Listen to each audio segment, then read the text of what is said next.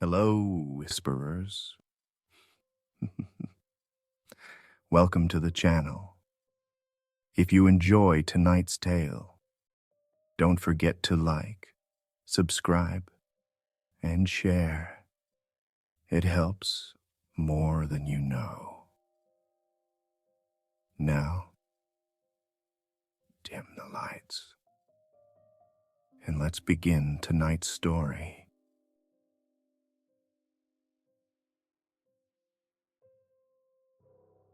By the time we turned down the dirt road toward the ranch, the sky had dropped into that pale lavender color that never lasts long in the desert. The kind of light where everything feels stretched thin.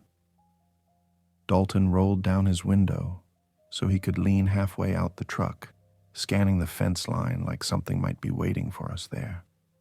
Mercer sat rigid behind the wheel, hands steady, jaw set the way it gets when he's expecting trouble before we even see it. The ranch didn't look abandoned, but it looked hollow. Plywood over the windows, a satellite dish twisted toward the ground, no animals in the pasture. Even the windmill stood still, its blades catching the last bit of sunlight without turning. Dalton muttered, "Feels like we missed the part where everyone ran." Mercer pulled us to a stop near the porch. They didn't run. They barricaded. I stepped out first. The air was cold enough that my breath curled white. Under it, faint but there, was the smell of something sweet and rotten, a smell I've learned not to ignore. The rancher pushed open the front door before we reached the steps. He didn't look relieved to see us. He looked like he'd burned through relief about 24 hours ago. "You the ones they sent?" Mercer nodded. "Yes, sir." The rancher stepped aside so we could follow him around the side of the house toward the field. He didn't say anything on the walk over, wouldn't meet our eyes. When he finally stopped, he pointed a shaking hand at the ground. 14 sheep, he whispered, all in one pile. Dalton swore under his breath when he got close enough to see the bodies. The sheep weren't torn apart or scattered. They were stacked deliberately, spiraling inward like some kind of strange ritual pattern. Their skin had collapsed inward, ribs sharp against taut hide, eyes open, no blood on the ground. I crouched. The puncture wounds were the same on every chest, a single neat entry point under the ribs. Nothing sloppy, nothing desperate. Mercer scanned the edges of the field. No tracks leading away. Means it carried them. Carried 14 sheep? Dalton frowned. How big are we talking? I looked up at the windmill tower. The claw marks carved into the metal were about 12 feet off the ground, deep enough to curl the steel inward. "Big," I said. We followed the rancher across the property. A shed leaned awkwardly near the fence line, its door dented with an inward bend, like something had hit it from the outside with a running start. The rancher hesitated before opening it. "It came right through here," he said softly. Inside, the walls were coated with dried blood in long vertical streaks. Tools lay scattered everywhere. A generator had been torn open as if fingers had peeled it apart, wires dangling like veins. The metallic buzzing coming from inside wasn't electrical. It had a pulse to it, a rhythm. Dalton stepped closer, frowning. "Generator's dead. That hum, that's coming from outside." Mercer scanned the tree line. "It's watching us." The rancher flinched and backed up toward the door. A sharp, panicked cry broke through the quiet. A horse in the barn behind us. Hooves hitting wood hard enough to rattle the whole structure. We ran. The barn doors shook in their frame, dust drifting down from the beams overhead. The horse inside sounded wild, desperate, kicking against something we couldn't see. Dalton raised his rifle. "Something's in there." Mercer checked the latch without turning his back on the shadows. No break-in. It didn't come inside. I nodded toward the far end of the barn. Back wall. Something hit it. A section of the planks bulged inward, splintered around the edges. Whatever had slammed into it had done so hard enough that the boards bowed like wet cardboard. Then the hum started again. Low, metallic, growing. The rancher whispered, "That's it. That's the sound." The desert went absolutely silent on cue. No wind, no insects, nothing. The stillness was so complete, it felt staged. Mercer said quietly, "Eyes up." Movement brushed the edge of my vision, a blur gliding between the sagebrush clumps. Too fast for a coyote, too low to be a mountain lion, limbs too long for anything that belonged on this continent. Dalton took a step forward. "You see that?" Before I could answer, something slammed into the side of the shed behind us, hard enough to rattle the ground beneath our boots. Wood cracked, dust lifted in a sheet. Two yellow-green eyes reflected back from the dark, bright as two coins catching a flashlight beam. Then they vanished. Dalton whispered, "That wasn't running. That was circling." Mercer took a slow breath, hands steady on his rifle. "It's testing us." The hum swelled, not from one direction but all around, bouncing off the rocks in the house and the barn, until it felt like it was beneath our feet. The rancher's son stepped out of the back door of the house, waving at us. He was too far to hear us clearly. I raised a hand. "Stay by the..." He disappeared mid-step.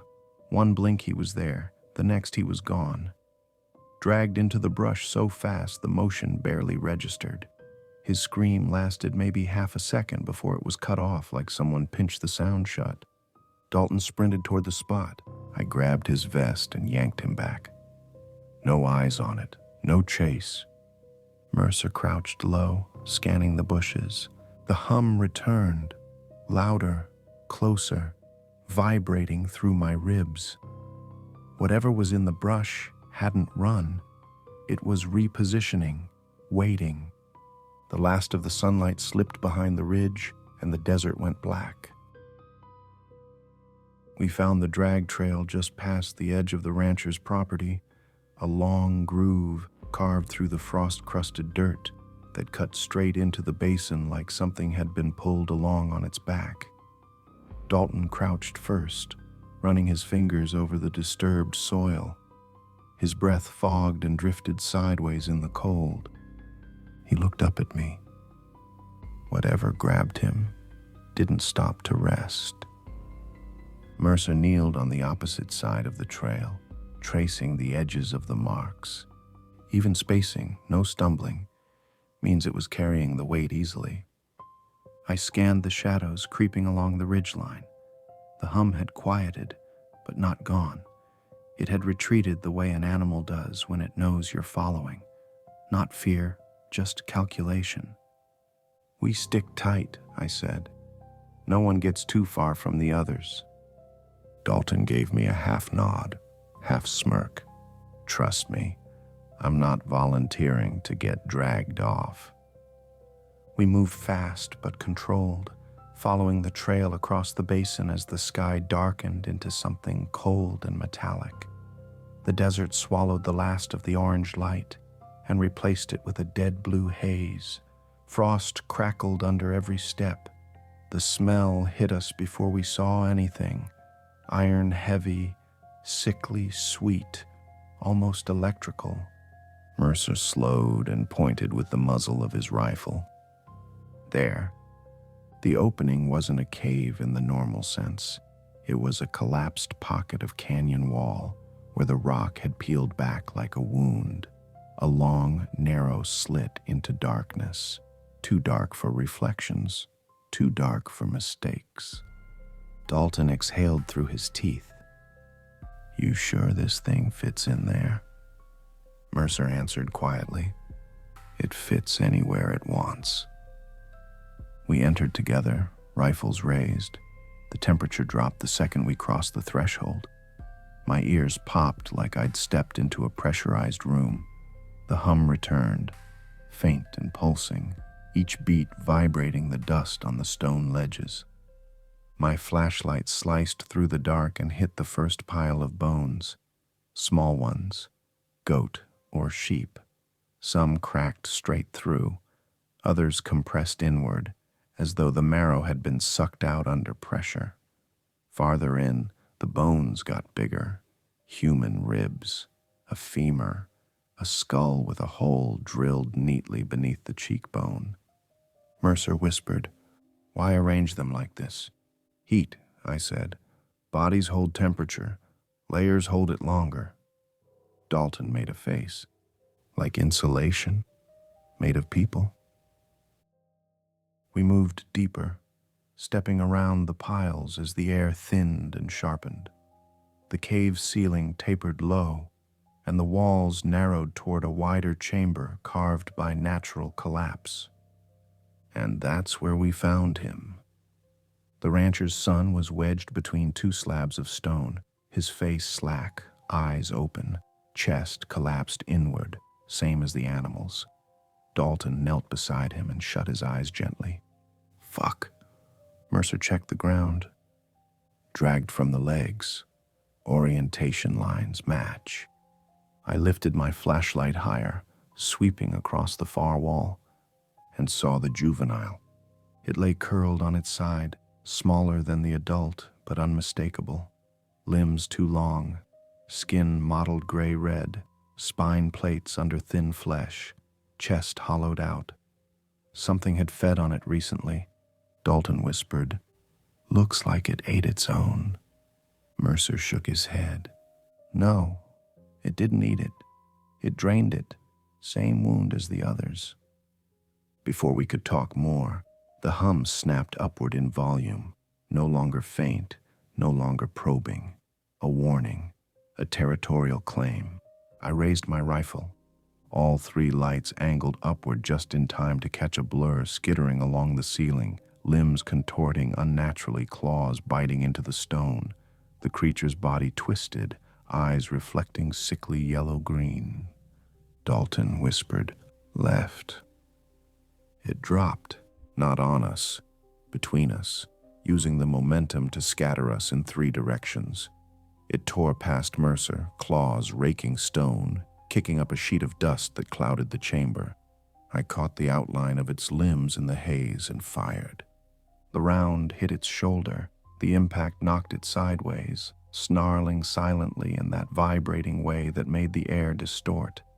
Dalton swung wide around the chamber, staying out of its path. Mercer fired twice, each shot sparking off stone as the creature darted up the wall with ridiculous speed.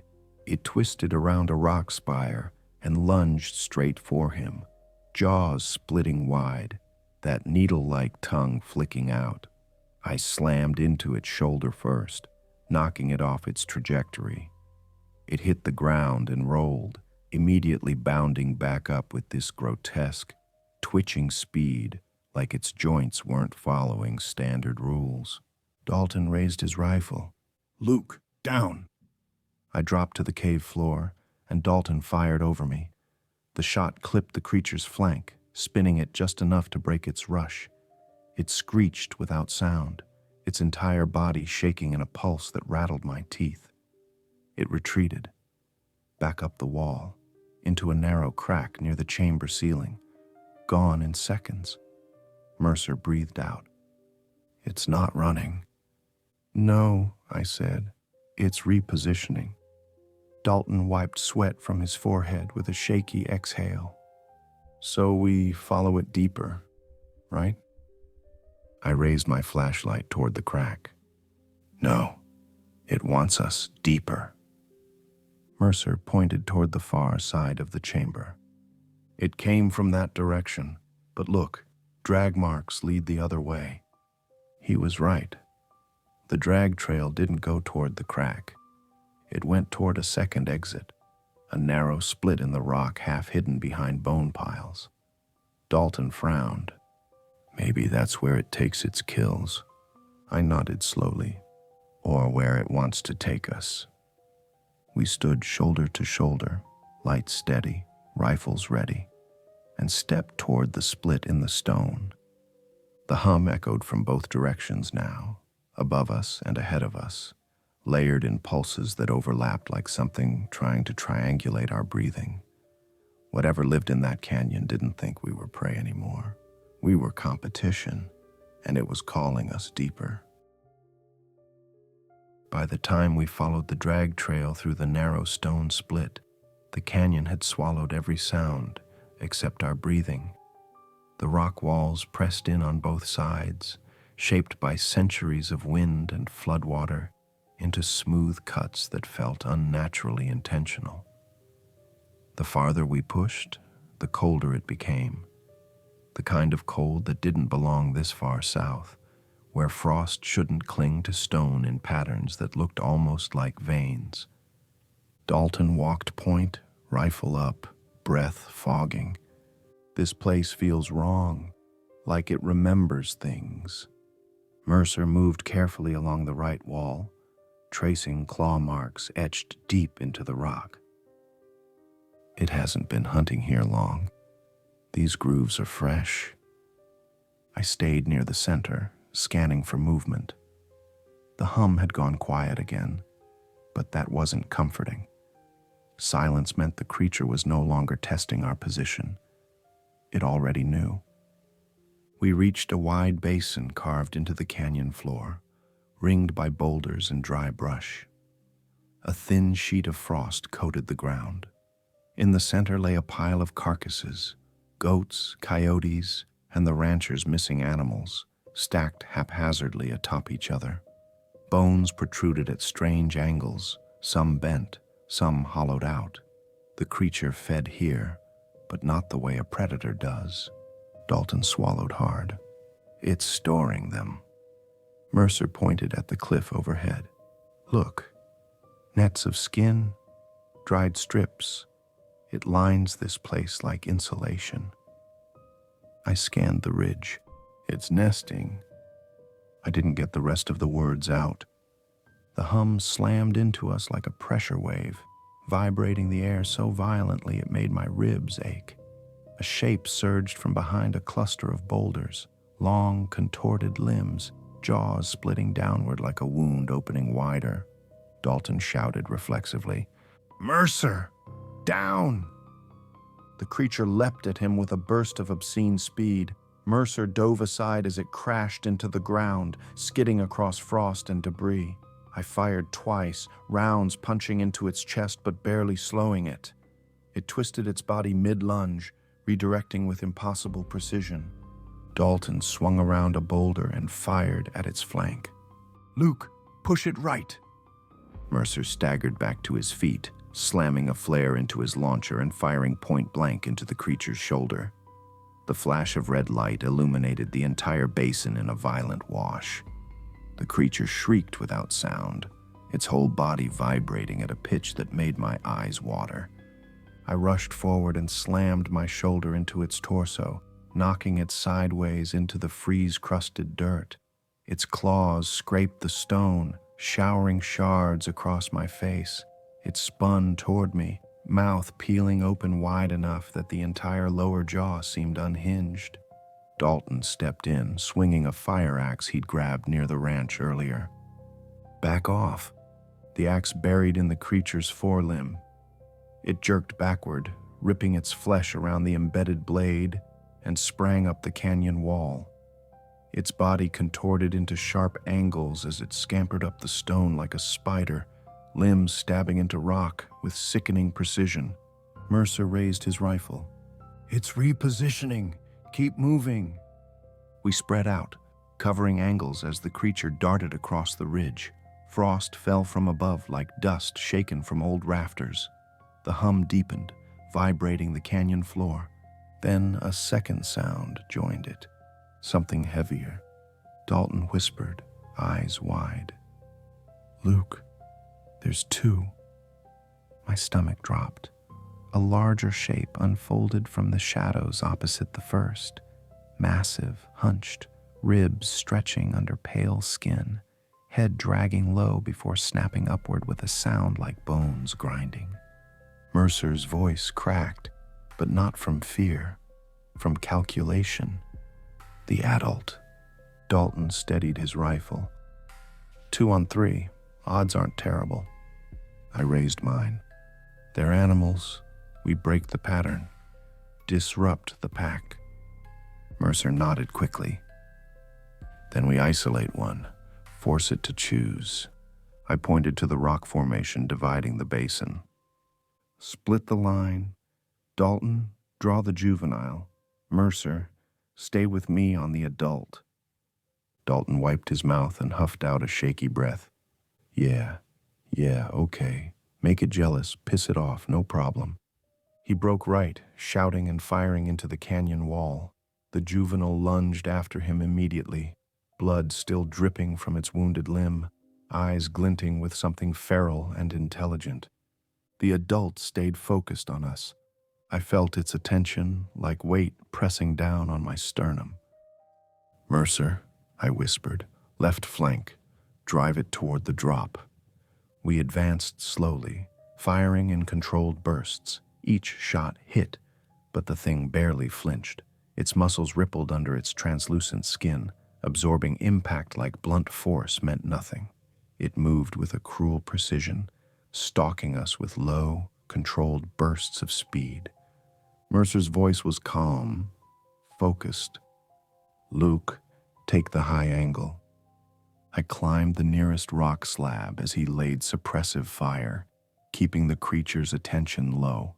The beast lunged at him, jaws gaping, right as I dropped from above, landing on its back. It thrashed violently, slamming me into the ground, claws nicking my armor. I hooked my arm around one of its bony spine plates and jammed my combat knife into the soft tissue behind its jaw hinge. It screamed silently again, vibrations shaking rocks loose from the canyon walls. Mercer, now. He sprinted forward and slammed a flare against the creature's throat. The burst of blinding red light tore a raw howl through the basin. The beast staggered backward, rearing up, and Mercer shoved it hard toward the rocky drop behind it. The ground gave way. The creature stumbled, scrambling for purchase. Just as Dalton appeared from the opposite ridge, panting hard, axe dripping, the juvenile nowhere in sight. He spat blood and pointed behind him. It went down. The adult thrashed, sliding on loose gravel. I shoved off the beast and shouted, "Dalton, finish it." He sprinted, leapt, and brought the axe down in one perfect, brutal arc, straight into the exposed hinge behind the jaw. The blade sank deep. The monster spasmed, twisting once, twice, then toppled backward into the ravine, slamming against stone all the way down until the echoes stopped. Silence filled the canyon, thick and suffocating. Mercer wiped dust from his face. That one hurt. Dalton bent forward, hands on his knees. We done? Please tell me we're done. I scanned the basin, rifle raised. We're done. For the first time in hours, the hum died for good. We climbed out of the canyon as the sky brightened. The frost melted into thin threads of water running down stone. My shoulders ached. Dalton's arm was bleeding through his sleeve. Mercer's breathing was shallow and tight. But we were alive. A black SUV waited at the ridge. New orders, new problem.